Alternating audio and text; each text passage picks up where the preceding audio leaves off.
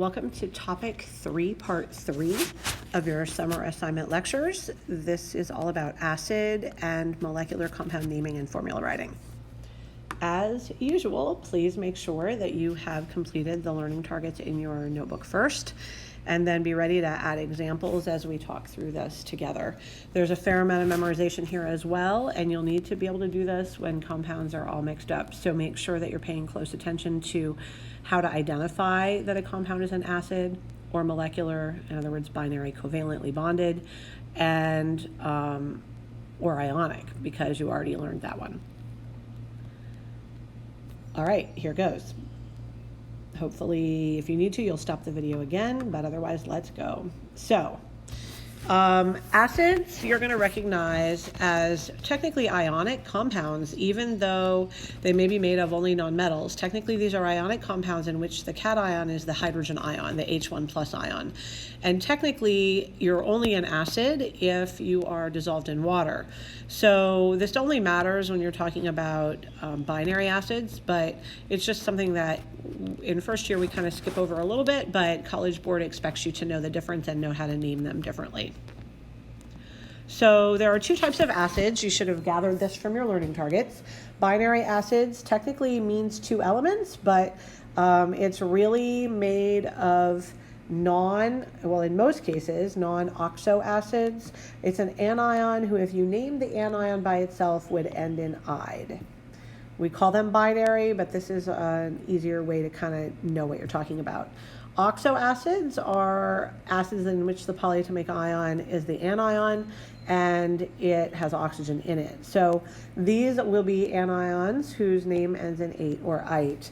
And if you remember the rules based on what you would call the anion or the second half of this acid compound, it'll be way easier for you to remember which way to name and write formulas.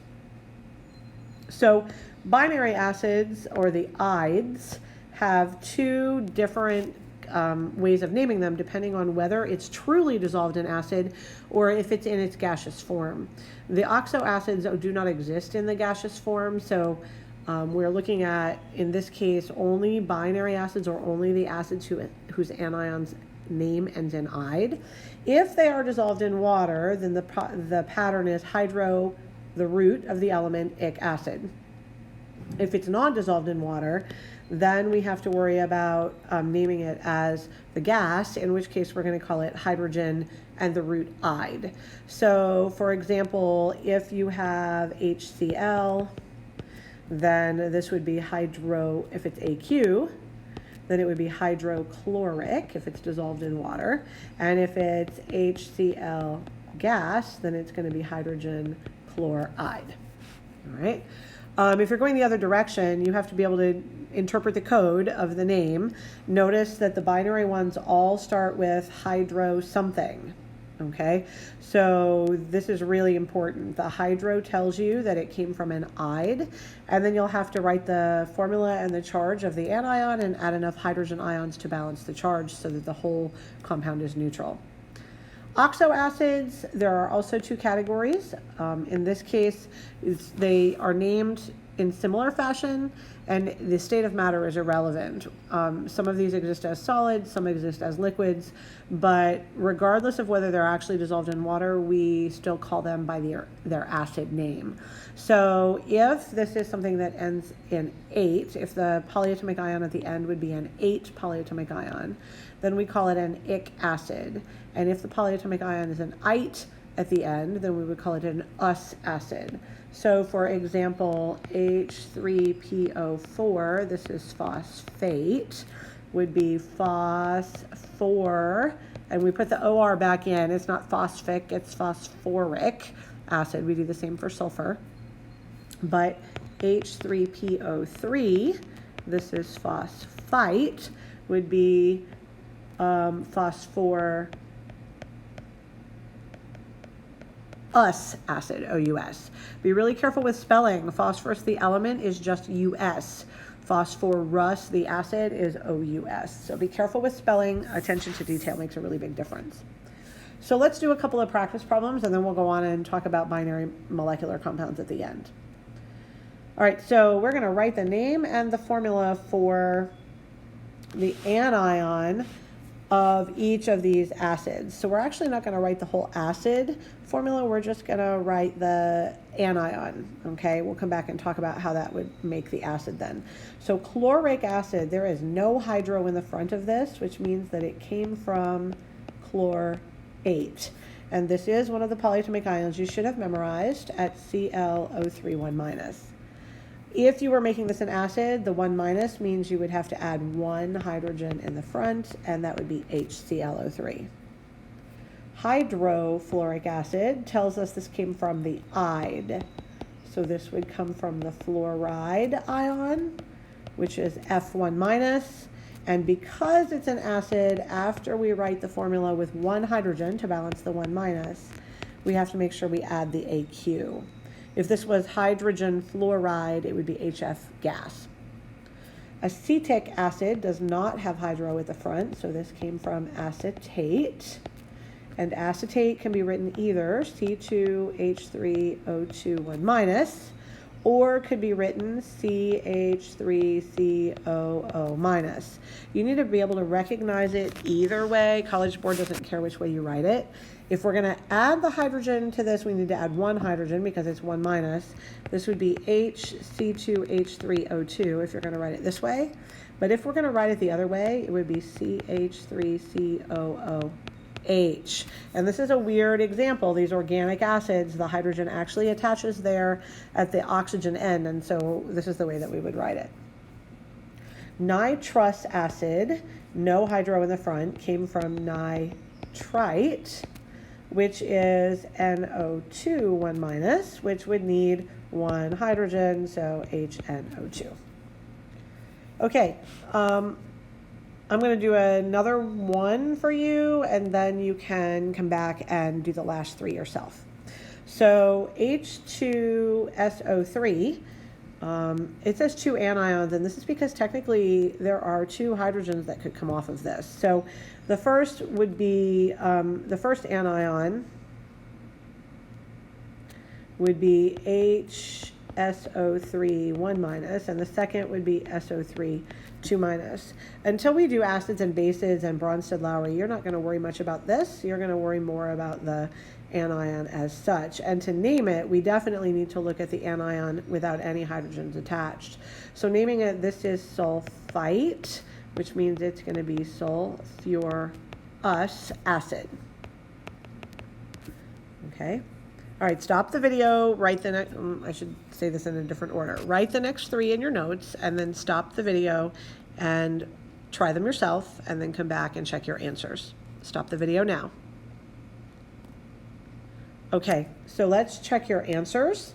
HBRO, this is a hard one because you didn't memorize BRO, but the pattern is the same as for chlorate, chlorite, hypochlorite. And so this would be hypobromite. You should be ready with that rule and ready to use this. College Board likes to add those in. So hypobromite would be BRO 1-, right? This is a polyatomic ion, and so we're not adding hydro in the name. This hypo is a part of that polyatomic ion name. So this is going to be hypobromous. Following the rules, ites become us's, acid. This anion is chlorite. So this would be chlorous, O-U-S, acid. And this is iodide, and since it ends in the IDE, we're going to call it hydroiodic acid. Now, notice that they did not give you a state of matter, but they told you it was an acid. So technically, if they tell you it's an acid, they don't have to write the AQ behind it. It's hydroiodic acid. Remember, if it were HI with a G behind it, that would be hydrogen iodide. Hopefully you were successful. All right, let's try binary molecular compounds. These you should find to be a piece of cake. The hardest thing is that you're going to want to use these rules for everything, and you can't. So please remember that we only use these rules when a compound is composed of 2 and only 2 nonmetals. They're covalently bonded, so sometimes we call them covalent compounds or covalently bonded compounds, but these rules are for molecular compounds.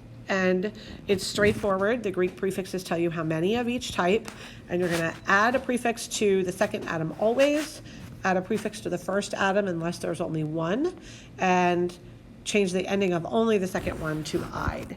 You should memorize these. They're on your list of things to memorize, up to 12 for the Greek prefixes. Let's do some practice, and then we'll see what we can do. So really quickly through here, the name or the formula, depending on what's given. Notice that sulfur and oxygen are both nonmetals. Be on the lookout for this. So this is going to be sulfur, not monosulfur, because there's only one in the front. So sulfur, tri for 3, oxide. This is going to be silicon, di for 2, oxide. Dinitrogen means I have 2 nitrogens. Monoxide means I have 1 oxygen, so that would be the formula. Selenium, these are all nonmetals, notice. So selenium is Se, only one of them because there's no prefix on the first one. And then hexafluoride is F6. I'm going to ask you to copy these other ones into your notes and then stop the video. Practice yourself and then come back and check. Okay, so hopefully you have sulfur dichloride, dinitrogen, pent oxide. It'd be okay to say pentaoxide, BF3, and IBR3. There we go. Hopefully that was successful. Okay, I'm going to let you try these again on your own and copy them into your notes, see what you can find as errors. It is a little harder when there's something staring at you, so copy them in, stop the video and practice, and then come back and check your answers. Stop the video now. All right, so S2Cl2 should be disulfur dichloride. We don't do anything to change the ending of the first element. Nitrogen monoxide, this is only 1 nitrogen when there's no prefix on the front, so this should be NO. BrCl3 is 1 bromine and 3 chlorines, and we are going to write them in the order that they're given. So this should be bromine trichloride. We always write them in the order that they're given. Don't reverse the order. P4O6 is tetraphosphorus, but the spelling should just be US, and hexaoxide. So watch that spelling. Remember that OUS is the acid spelling. SF6 is, again, we're going to put the sulfur at the beginning. So sulfur hexafluoride. And nitrogen tribromide, this is nickel, not nitrogen. And big B, R, or capital of both of those is not something that we would do. So this is going to be N, and only one of them because there's no mono on the front, bromine with 3, NBr3. Hopefully these were straightforward for you. You'll get lots of opportunity to practice again when you go to the practice problems.